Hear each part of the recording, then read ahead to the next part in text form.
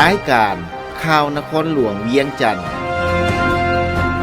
รายการข่าวนครหลวงเวียงจันทน์สบายดีท่านผู้ฟังที่เคารพที่นี่สถานีวิทยุกระจายเสียงนครหลวงเวียงจันทน์รายการข่าวนครหลวงเวียงจันทน์ประจำวันพฤหัสวันที่12กุมภาพันธ์2026มีข่าวที่สำคัญต่างๆมานำเสนอต่อบรรดาท่านต่อไปเส้นทางรับฟังรายละเอียดเพิ่มทวีการคุ้มครองบริหารการบริการสาธารณสุขให้มีคุณภาพทันสมัยและเป็นเจ้าตนเองเทื่อละก้าวท่านสนไสศรีพันดรนายกรัฐมนตรีให้เกียรติโอลมต่อกองประชุมสรุปการจะตั้งปฏิบัติเวียกงานแขนงสาธารณสุขทั่วประเทศประจำปี 2025และทิศทางแผนการปี 2026ภายใต้คำขวัญเพิ่มทวีการคุ้มครองบริหารการบริการสาธารณสุขให้มีคุณภาพทันสมัยและเป็นเจ้าตนเองเทื่อละก้าวในวันที่10กุมภาพันธ์2026ที่นครหลวงเวียงจันทน์โดยมีท่านนางใบคำคัทธิยะรัฐมนตรีกระทรวงสาธารณสุขรองรัฐมนตรีผู้อำนวยการมหาวิทยาลัยวิทยาศาสตร์สุขภาพบรรดารองประธานคณะกรรมการปกครองแขวงนครหลวงเวียงจันทน์พร้อมด้วยภาคส่วนที่เกี่ยวข้องเข้าร่วมท่านสนไสศรีพันดรได้แสดงความย่องยอสมเสยผลงานและผลสำเร็จของแขนงสาธารณสุขญาติมาได้ในผ่านมาพร้อมทั้งมีคำเห็นซี่นำเน้นบางปัญหาให้แขนงสาธารณสุขสืบต่อเอาใจใส่เวียกการที่สำคัญจำนวนหนึ่งเป็นต้นให้สุมใส่ปฏิบัติ14คาดหมายที่ติดพันกับการปฏิบัติแผนพัฒนาเศรษฐกิจสังคม5ปีครั้งที่10 2026-2030และนาเวียกในการจะตั้งพันขยายที่ระบุในดำรัสว่าด้วยการกำหน้าเวียกและแบ่งความรับผิดชอบในการปฏิบัติแผนพัฒนาเศรษฐกิจสังคมแห่งชาติแผนงบประมาณแห่งรัฐและแผนเงินตราประจำปี 2026พร้อมสู่สนปฏิบัติบรรดาคาดหมายใหญ่ของแขนงการสาธารณสุขให้บรรลุตามแผนการที่วางไว้พร้อมกันนั้นให้สุมใส่ปฏิบัติบรรดาคาดหมาย11ตัวซี่บอกที่ผ่านมาบ่สามารถบรรลุได้4ตัวซี่บอกสร้างความเข้มแข็งเวียการส่งเสริมสุขภาพกันพยาธิติดต่อและบ่ติดต่อไปพร้อมกับการสร้างความเข้มแข็งเวียการรักษาสุขภาพขั้นต้น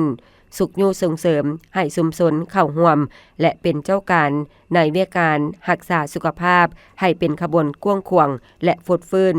ปรับปรุงการสนองการรักษาสุขภาพของแม่เด็กอ่อนเด็กน้อยเวียการโภชนาการในเด็กรุ่ม5ปีให้มีคุณภาพมีความเสื่อมสารอย่างเป็นระบบและทั่วถึงหันเปลี่ยนใหม่วิธีการสักวัคซีนป้องกันพยาธิด้วยการบริการอยู่สถานที่บริการโรงหมอและสุขศาลาปรับปรุงระบบสุขอนามัยน้ำสะอาดและสุขาภิบาลให้มีคุณภาพทั่วถึงชนบทห่างไกลซอกหลีกและบ่อนเข้าถึงยากสร้างความเข้มแข็งเวียการเฝ้าระวังและโต้ตอบทุกเหตุการณ์ฉุกเฉินด้านสาธารณสุขทั้งอยู่ศูนย์กลางและท้องถิ่นยกสู่เวียการวิเคราะห์การแพทย์ให้ได้มาตรฐานเท่าเทียมกับภาคพื้นและสากลเพื่อรับประกันคุณภาพในการบ่งมติพยาธิสร้างความเข้มแข็งในการควบคุมบรรดาพยาธิติดต่อที่เป็นปัญหาด้านสาธารณสุขเป็นต้นพยาธิเอดส์วัณโรคมาเลเรียการติดต่อพยาธิจากสัตว์สู่คนแม่กาฝากและพยาธิอื่นๆรับประกันให้สามารถควบคุมได้และลบล้างบางพยาธิปี 2030 ปรับปรุงยกระดับโครงสร้างพื้นฐานด้านสาธารณสุขทางอยู่ศูนย์กลางและท้องถิ่นให้ได้มาตรฐานไปพร้อมกับการสนองอุปกรณ์การแพทย์ที่ทันสมัยรับประกันการมียาที่มีคุณภาพและเพียงพอต่อการสนองการบริการหันโรงหมอรัฐอยู่ขั้นศูนย์กลางแขวงสู่กลไกกุ้มตนเองและความทันสมัยเทื่อละก้าวปรับปรุงสุดบริการให้สมคู่กับการบริการอยู่ห้องหมอแต่ละขั้นตามนโยบาย5ดี1พอใจดัดสมราคาบริการให้สมเหตุสมผลสร้างความเข้มแข็งระบบส่งต่อคนเจ็บคุ้มครองสถานบริการปิ่นปัวทางภาครัฐและภาคธุรกิจรวมทั้งบุคคลนิติบุคคลที่ดำเนินการบริการปิ่นปัวและเสริมความงามตามระเบียบกฎหมายเพิ่มทวีความอาจสามารถในการผลิตยาปัวพยาธิและรักษาสุขภาพทั้งยาหลวงและยาพื้นเมืองเพื่อสนองให้การสมไส้ภายในมีส่วนส่งออกไปต่างประเทศ คุ้มครองการนำเข้ายาอาหารเครื่องดื่มเครื่องสำอางอย่างมีประสิทธิผลดัดสมการนำเข้าและการผลิตภายในอย่างมีประสิทธิผลและมีความกลมเกลี่ยวกับแขนงการเกี่ยวข้องเพิ่มทวีความเอาใจใส่การอนุรักษ์พืชสัตว์เครื่องป่าของดงเป็นยาที่หายากใกล้จะสูญพันธุ์สุกยู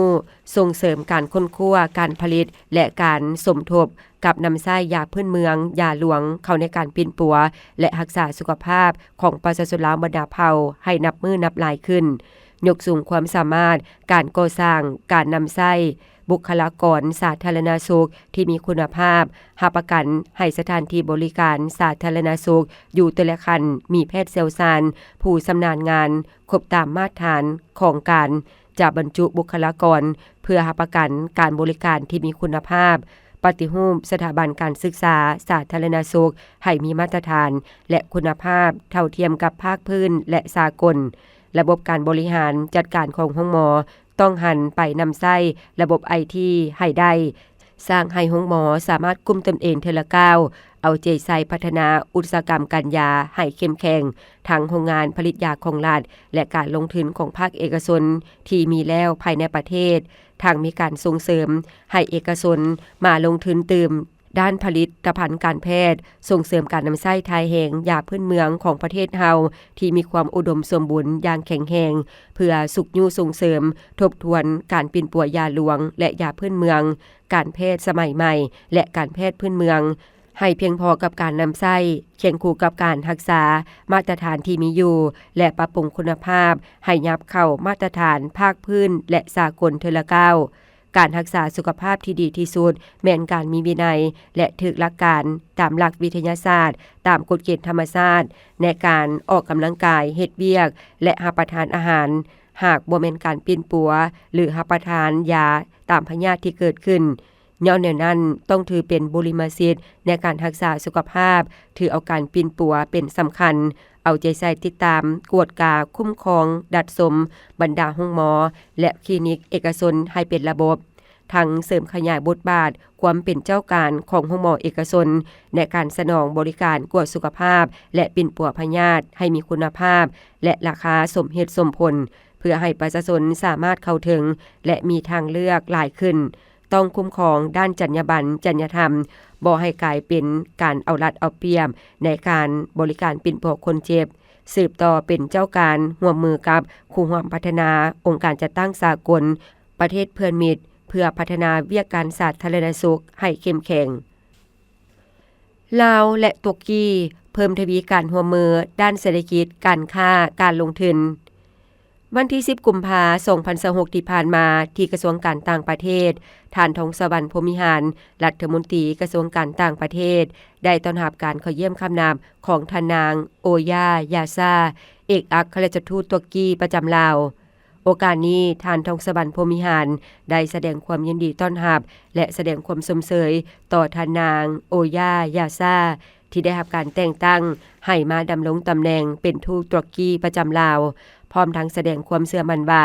ท่านทูตจะสืบต่อเสริมขยายสายพัวพันมิตรภาพและการร่วมมืออันดีงามระหว่าง2ประเทศให้ได้รับการพัฒนายิ่งขึ้นเพื่อนำเอาผลประโยชน์มาสู่ประชาชน2ประเทศ2ฝ่ายได้ตีราคาสูงต่อการพัวพันและการร่วมมือระหว่างลาวและตุรกีที่ได้รับการเสริมขยายเป็นก้าวๆมานับทั้งแต่ได้มีการสั่งตั้งสายพัวพันการทูตนำกันในวันที่26มิถุนายน1958เป็นต้นมาบนพื้นฐานการไว้เนื้อเชื่อใจเคารพและสนับสนุนซึ่งกันและกันในขอบ2ฝ่ายและหลายฝ่ายรวมทั้งในเวทีภาคพื้นและสากล2ฝ่ายเห็นดีจะสืบต่อสุขยู่ส่งเสริมการแลกเปลี่ยนการเยี่ยมยามคณะผู้แทนขั้นสูงของ2ประเทศให้หลายขึ้นเติมสืบต่อเพิ่มทวีการร่วมมือด้านเศรษฐกิจการค้าและการลงทุนในแขนงการที่2ฝ่ายมีท่าแห่งและการร่วมมือพัฒนาในแขนงการต่างๆรวมทั้งส่งเสริมการท่องเที่ยวการไปมาหาสู่กันระหว่างประชาชน2ชาติลาวตุรกีให้นับมือนับหลายขึ้นตอนท้ายท่านทูตได้แสดงความขอบใจต่อท่านรัฐมนตรีที่ได้ให้การต้อนรับอย่างอบอุ่นและแสดงความยินดีที่จะสืบต่อเฮ็ดเวียกร่วมกับฝ่ายลาวอย่างใกล้ชิด เพื่อประกอบส่วนเข้าในการเสริมสร้างสายปกพันมิตรภาพและการร่วมมือที่ดีระหว่าง2ประเทศให้แตกดอกออกผลยิ่งขึ้นในอนาคตผู้สมัครรับเลือกตั้งสมาชิกสภาแห่งชาติลงหาเสียงอยู่กระทรวงการเงินวันที่10กุมภาพันธ์2026ที่ผ่านมาบรรดาผู้สมัครรับเลือกตั้งเป็นสมาชิกสภาแห่งชาติสุดที่10ประจำเขตเลือกตั้งที่1นครหลวงเวียงจันทน์หน่วยที่1จำนวน5ท่านได้สืบต่อลงเคลื่อนไหวเสนอตัวและโฆษณาหาเสียงนำผู้มีสิทธิ์ปอนบัตรเลือกตั้งอยู่กระทรวงการเงินการลงโฆษณาหาเสียงในครั้งนี้ผู้สมัครรับเลือกตั้งสมาชิกสภาแห่งชาติสุดที่10ประจำเขตเลือกตั้งที่1นครหลวงเวียงจันทน์หน่วยที่1นำพาโดยท่านปริญญาเอกอาจสะพังทองศรีพันดรนำเบอร์2เจ้าของนครหลวงเวียงจันทน์ท่านนางดารณีพรหมวงศานำเบอร์7รองรัฐมนตรีกระทรวงวัฒนธรรมและการท่องเที่ยวท่านสารพิษสุนวรวงศ์นำเบอร์12หัวหน้าแผนกแรงงานและสวัสดิการสังคมนครหลวงเวียงจันทน์ท่านธนงศิษย์เมืองจันทน์นำเบอร์13หัวหน้าแผนกเทคโนโลยีและการสื่อสารนครหลวงเวียงจันทน์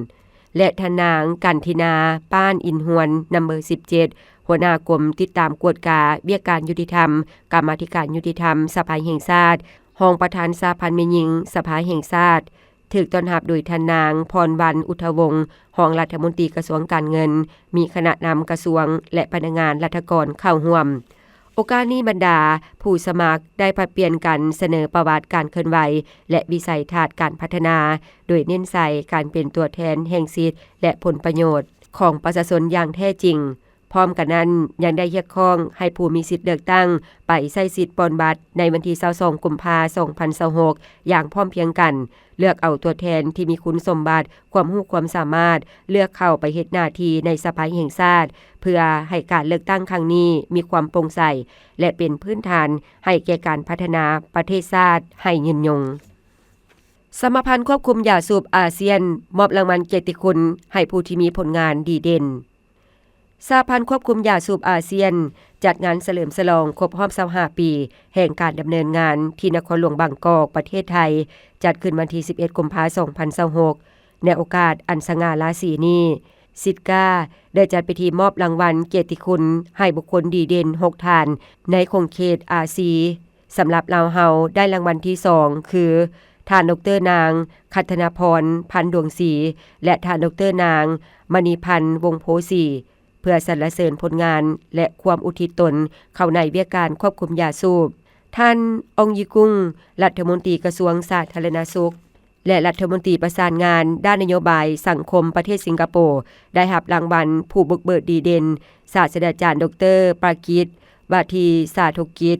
ท่านเป็นบุคคลทับอิฐที่ได้รับรางวัลนี้จากผลงานการวางนโยบายที่เข้มแข็งโดยเฉพาะการห้ามสูบยาไฟฟ้าและผลิตภัณฑ์นิโคตินโดยมีท่านนางแคทรินรองเอกอัครราชทูตสิงคโปร์ประจำประเทศไทยเป็นผู้รับแทนท่านดร.ฟานทีไฮจากกระทรวงสาธารณสุขเวียดนามได้รับรางวัลผู้นำดีเด่นศาสตราจารย์ดร.จูดิธมัคไคสำหรับความกล้าหาญในการต่อสู้กับการแทรกแซงนโยบายจากอุตสาหกรรมยาสูบสำหรับลาวประกอบมี2ท่านคือท่านดร.นางคัทนาพรพันดวงศรีและท่านดร.นางมณีพันธ์วงโพสีได้รับรางวัลนี้มอบให้เพื่อยกย่องการเป็นผู้นำอยู่เบื้องหลังที่เข้มแข็งและการอุทิศตนเฮ็ดเวียกอย่างต่อเนื่องมาหลายปีจนเฮ็ดให้เวียกการควบคุมยาสูบในลาวประสบผลสำเร็จอย่างเป็นรูปธรรมรางวัลดังกล่าวมอบโดยท่านพลากรสุวรรณรัตน์องคมนตรีแห่งราชอาณาจักรไทย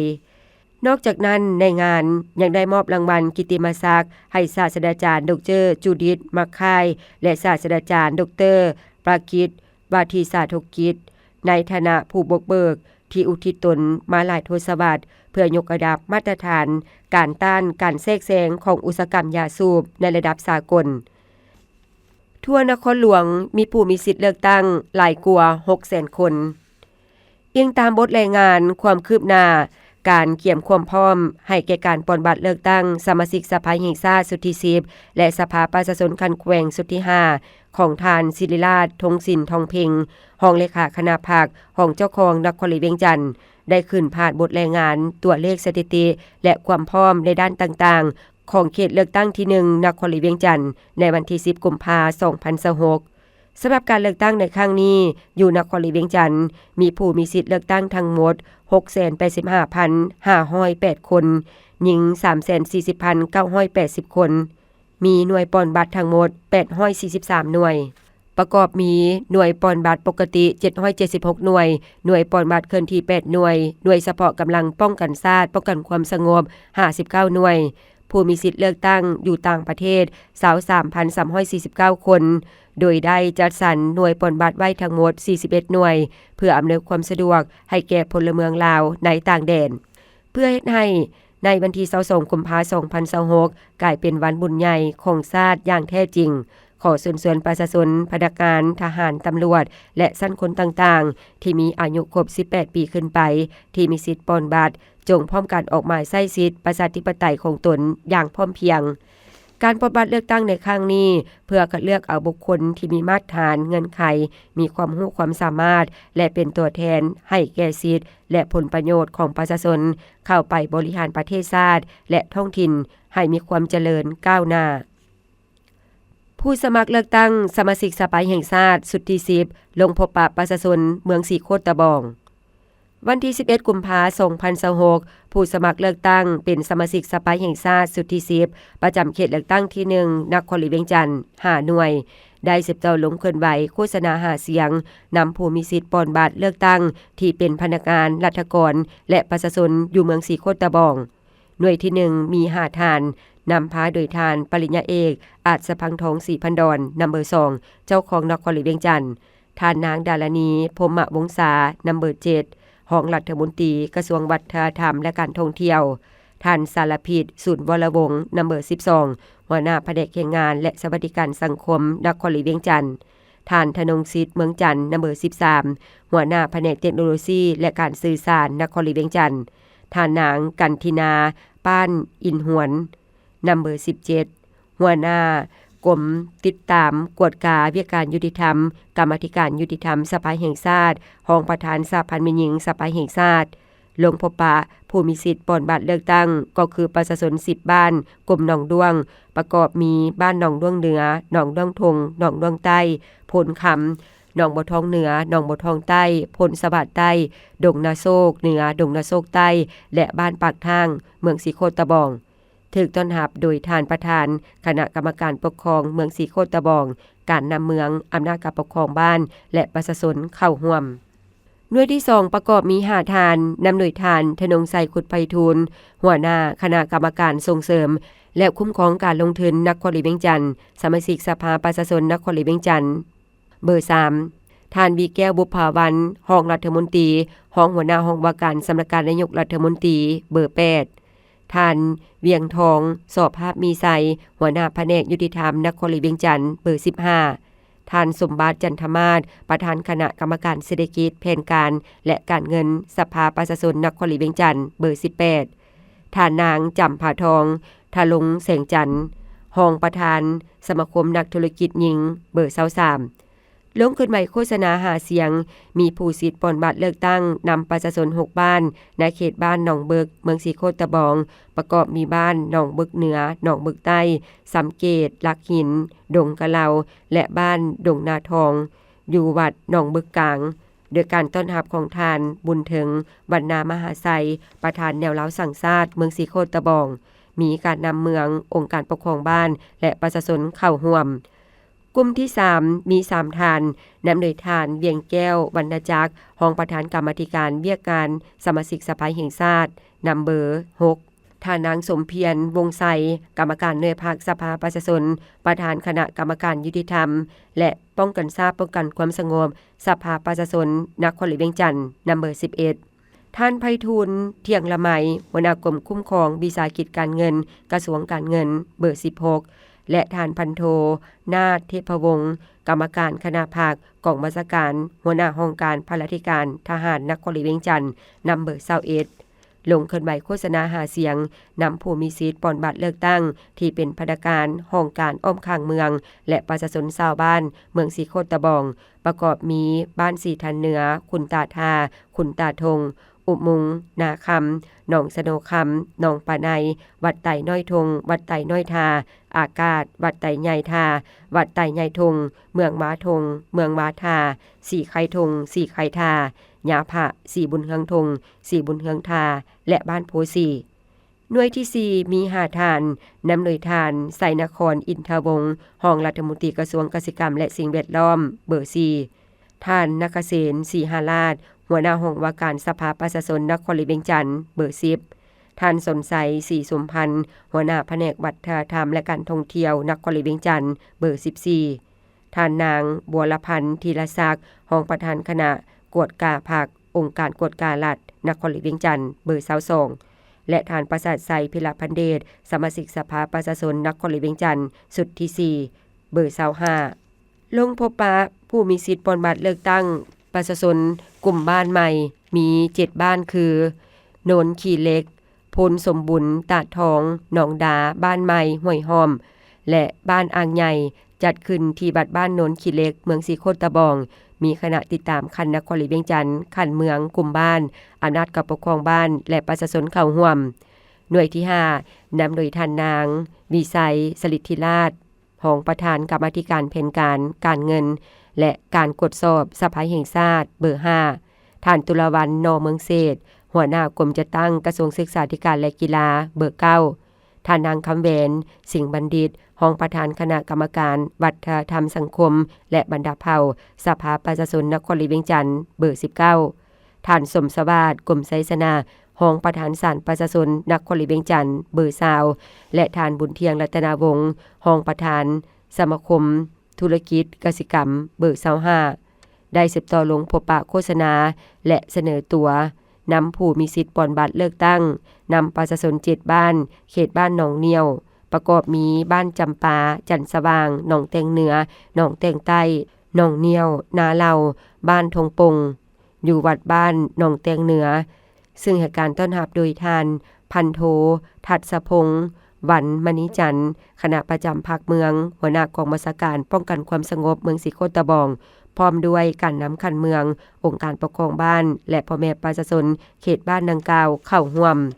โอกาสลงโฆษณาหาเสียงครั้งนี้แต่ละท่านได้ผลัดเปลี่ยนกันขึ้นเสนอตัวเพื่อให้ผู้มีสิทธิ์ปลดบัตรเลือกตั้งได้รับรู้เข้าใจอย่างถูกต้องต่อผู้สมัครรับเลือกตั้งแต่ละท่านเพื่อเป็นบอนอิงในการค้นคว้าคนคิดสมเทียบใส่มาตรฐานเพื่อตัดสินใจเลือกเอาผู้ที่ตนเห็นว่ามีมาตรฐานครบถ้วนกว่าหมู่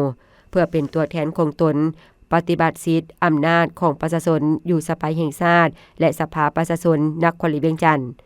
พร้อมนี้ก็เพื่อสร้างโอกาสให้ผู้มีสิทธิเลือกตั้งและผู้รับสมัครเลือกตั้งได้พบปะและแลกเปลี่ยนคำคิดคำเห็นซึ่งกันและกันเพื่อให้ผู้มีสิทธิเลือกตั้งตัดสินใจ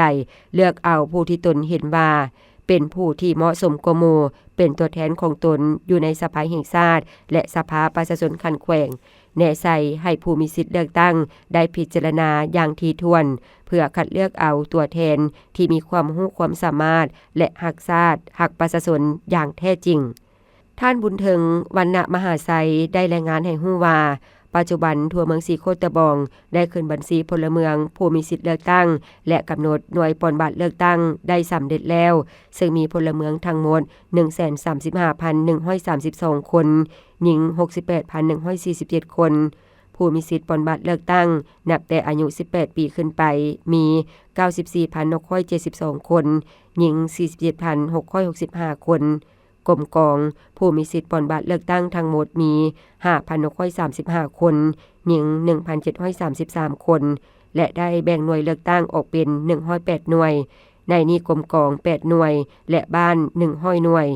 นอกนั้นก็ยังได้กำหนดจุดลงโฆษณาหาเสียงของสมาชิกสภาแห่งชาติสุดที่10จำนวน5จุดในวันที่11กุมภาพันธ์2026และสมาชิกสภาประชาชนนครหลวงเวียงจันทน์สุดที่5จำนวน20จุดนับแต่วันที่9-20กุมภาพันธ์2026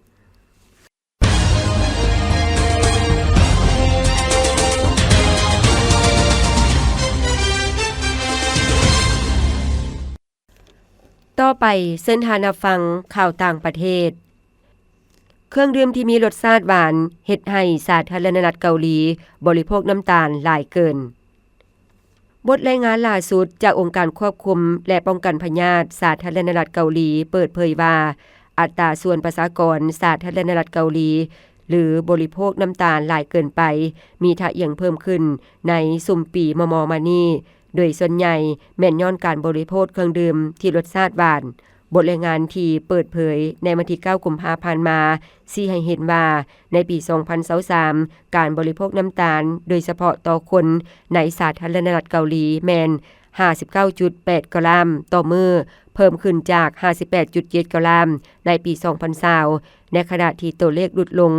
อย่างหลวงหลายจาก 67.9 กรัมในปี 2016 แต่มันได้แสดงให้เห็นท่าเอียงที่เพิ่มขึ้นในสุ่มปีมมานี้ในขณะเดียวกันอัตราของประชากรที่บริโภคน้ำตาลหลายเกินไปหรือผู้ที่ได้รับพลังงานจากน้ำตาลหลายกว่า20ส่วนห้อยของปริมาณพลังงานทั้งหมดต่อมื้อบรรลุ 16.9 ส่วนห้อยในปี 2023เทียบกับ 15.2 ส่วนห้อยในปี 2020และ 15.8 ส่วนห้อยในปี 2021และ 2022เมื่อพิจารณากลุ่มอายุพบว่าเด็กน้อยอายุต่ำกว่า9ปีมีอัตราการบริโภคน้ำตาลหลายเกินไปสูงถึง 26.7 ส่วนห้อยติดตามมาด้วยวัยหนุ่มอายุ 15-18 ปีที่ 17.4 ส่วนห้อยและผู้ที่มีอายุ 19-29 ปีที่ 17 ส่วนห้อยตามเพศแม่หญิงมีอัตราส่วนการบริโภคน้ำตาลหลายเกินไปสูงสุดถึง 21 ส่วนห้อยเมื่อเทียบใส่กับผู้ชาย 12.9 ส่วนห้อยสำหรับแหล่งที่มาของน้ำตาลพบว่าสาและเครื่องดื่มอื่นๆแม่นสาเหตุหลักของการบริโภคน้ำตาลหลายเกินไปติดตามมาด้วยหมากไม้ผลิตภัณฑ์นมของหวานแช่แข็งและข้าวจีหรือคุกกี้ข่าวพยากรณ์อากาศประจำวันที่12กุมภาพันธ์ 2026ความกดดันสูงของอากาศเย็นยังจะสืบต่อปกคลุมอยู่ทั่วทุกภาคของประเทศลาวด้วยกำลังอ่อนหาปานกลางสมทบกับลมตะวันออกเฉียงเหนือพัดปกคลุมเป็นส่วนใหญ่ซึ่งจะเฮ็ดให้อากาศยังจะเย็นหาหนาวเย็นอยู่ทั่วไปในตอนกลางคืนหาตอนเช้าส่วนตอนบ่ายอากาศสืบต่อร้อนและยังจะมีฝนตกในระดับคอยพอมีลมพัดแหงอยู่บางท้องถิ่นแขวงภาคเหนือตื่มอีกพยากรณ์อากาศแต่เวลา 7 โมงของวันที่12กุมภาพันธ์หาเวลา 7 โมงของวันที่13กุมภาพันธ์ 2026ภาคเหนือด้านตะวันออกอากาศยังจะเย็นหาหนาวเย็นในตอนกลางคืนหาตอนเช้าพอมีหมอกบางปกคลุมอยู่ทั่วไปและยังจะมีฝนตกในระดับค่อยอยู่บางท้องถิ่นตื่มอีกหรือเนื้อที่การปกคลุมของฝนเท่ากับ15ส่วนห้อยของภาคอุณหภูมิในระหว่าง 11-29 องศาภาคเหนือด้านตะวันตกอากาศจะเย็นหาหนาวเย็นในตอนกลางคืนหาตอนเช้าส่วนตอนบ่ายยังสืบต่อร้อนและจะมีฝนตกในระดับค่อยอยู่บางท้องถิ่นหรือเนื้อที่การปกคลุมของฝนเท่ากับ15ส่วนห้อยของภาคอุณหภูมิในระหว่าง 15-34 องศานครหลวงเวียงจันทน์อากาศจะเย็นในตอนกลางคืนหาตอนเช้าส่วนตอนบ่ายอากาศร้อนพร้อมจะมีลมพัดแรงเป็นบางโอกาสอยู่บางบริเวณอุณหภูมิในระหว่าง 22-33 องศาภาคกลางอากาศเย็นในตอนกลางคืนหาตอนเช้าส่วนตอนบ่ายจะสืบต่อร้อนพร้อมจะมีลมพัดแรงอยู่บางท้องถิ่นอุณหภูมิในระหว่าง 15-35 องศาแขวงไซสมบุรณ์อากาศหนาวเย็นในตอนกลางคืนหาตอนเช้าและจะมีฝนตกในระดับค่อยเป็นบางโอกาสหรือหน้าที่การปกคลุมของฝนเท่ากับ10ส่วนห้อยอุณหภูมิในระหว่าง 13-31 องศาภาคใต้อากาศยังจะเย็นในตอนกลางคืนหาตอนเช้าส่วนตอนบ่ายร้อนพร้อมจะมีลมพัดแรงอยู่บางท้องถิ่นอุณหภูมิในระหว่าง 14-36 องศาสำหรับเขตภูเพียงบริเวณอากาศยังจะหนาวเย็นพอมีหมอกบางปกคลุมอยู่ทั่วไปในตอนเช้าอุณหภูมิในระหว่าง 10-29 องศาท่านผู้ฟังที่เคารพรายการข่าวนครหลวงเวียงจันทน์สำหรับภาคนี้ได้แสงสุดลงเพียงเท่านี้เพชรสมรดวงวิไลอ่านสบายดี